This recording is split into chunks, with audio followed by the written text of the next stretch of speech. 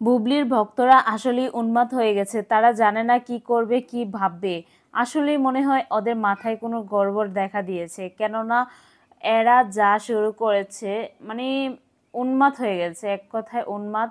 উন্মাদ বললেও ভুল হবে। উন্মাদের যদি বেশি থাকে তার চেয়ে বেশি হয়েছে।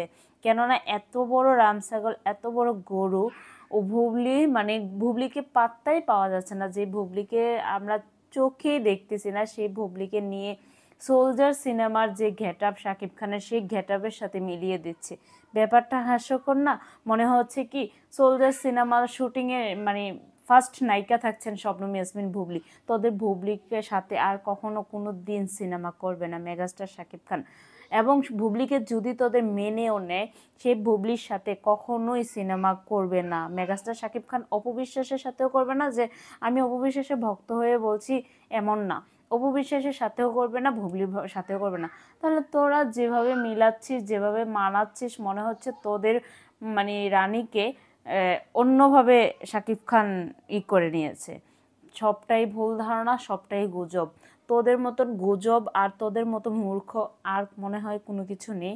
তো যাই হোক, এখনও শুধরে যা, না হয় পাবনা সিট অটোমেটিকলি খোলা আছে। তোদের এই জঘন্যতম ব্যবহার, জঘন্যতম এই এআই দিয়ে বা এডিটিং করে যেভাবে কাজ করছিস, সেই জিনিসটাকে দ্রুত বন্ধ কর।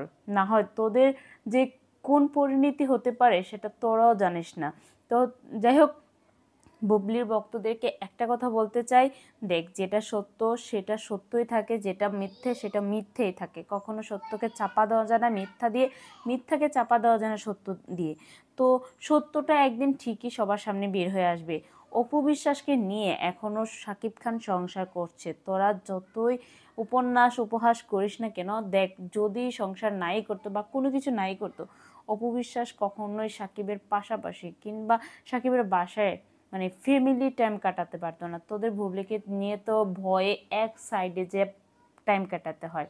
কই, অপবিশ্বাস তো ইজিলি একদম, অপবিশ্বাসের জন্য চিরাতরে দরজা খোলা। কখনোই বলেনি যে আমার বাসায় এসো না বা হ্যান ত্যান।